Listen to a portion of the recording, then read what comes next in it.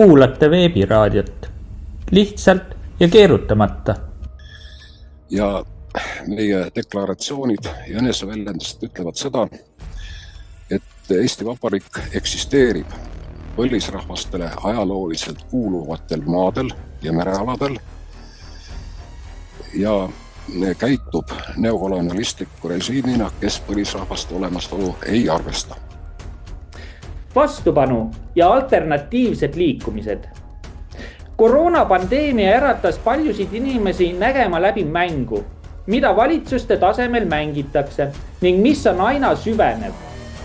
Rahvalt on ära võetud võimalus kaasa rääkida ja otsustada riigi asjades ning kodanikkonda käsitletakse kui lambakarja, keda saab juhtida vastavalt vajadusele. Tänases saates arutame, kuidas seda kõike muuta, samuti mis on kodaniku vastupanu ning tutvustame Eesti poliitiliselt mõjukaid rahvaliikumisi. Ja seni siis toimub kõik ajutise standardi alusel, kuni nüüd siis see uus 2025. aasta standard peaks realiseeruma ja põlisrahvaste õigused kehtestama. Nüüd Lepkonis on siis see kolmas printsiip kirjeldatud järgnevalt. Eestlased on põlisrahvas ja kuna eestlastel on riik, siis eestlastele mingisugused õigused ei laiene. Eestlased on sellega siis omast võttes selili, pidades ennast põlisrahvaks, käituvad nad kui koloniaalrahvas ja diskrimineerivad kõikide ülejäänud rahvaste, kes siis ennast põlistena on siin määranud olemasolu, eitavad seda kõige kõrgemal tasemel. Nägid võimalust, et toimub mingisugune uus algatus ja tulid siis kokku just nimelt selle mõttega, et nüüd on võimalus midagi ise ära teha enda moodi. Et mis see enda moodi on, keegi teadnud seda, me hakkasime neid asju arutama esimestel kokkusaamistel.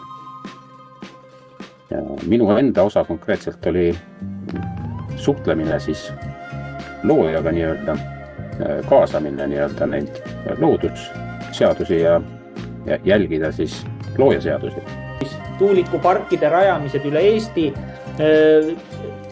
kuidas siis peavoolumeedia siis teid tembeldas, et rändaktivistid või kes te olete, nad teavad väga hästi, mis liikumised käivad nii-öelda võitlemas selle jama vastu, mis Eestis toimub. Minu meelest üks kõige võimsam organiseeritud tegevus, mida võib vastupanu liikumiseks nimetada, just nimelt sellepärast, et ta on rahumeelne ja tugineb rahvusvahelisele õigusele mitme erineva kandi pealt, mida juba Lembit Õndsseiner rääkis, siis olgi põlisrahvaste organisatsioonid. Meid ei hakataks reservaatidesse tänu sellele suruma, et me oleme põliseks ennast tunnistame. Ehk siis me peame neist õppima. Me peame suutma seda maad hallata, mitte et meid surutakse kuhugi ära tänu sellele. Just nimelt, see on väga oluline, et meie reservaadiks saaks olla täna Eesti Vabariigi territoriaalne terviklikkus. Sinna mahuvad ära enam-vähem kõik Kihelkondade Liidu liikmed. Natukene tekib meil probleem lätlastega, küll me saame, võtame Pikatid ja Angud ja Labid ja Lappi. Lätlastega tekib sellepärast, et ikkagi me peame saama liivlaste omavalitsuse põlisrahva õigused ka ja siis lätlased natukene on kurjad peale. Jah, et siin puudub see vahe tegelikult rahvusvahelistes konventsioonides, siis ILO 169, see, mis on see väga tummine dokument, see sõnastab, et tegemist on põlis- ja hõimurahvaste kaitseks loodud konventsiooniga, et kuna puudub see otsene piir selle vahel, et kes või mis on hõim ja kus maalt algab rahvas, et põlisrahvad on väga erinevad.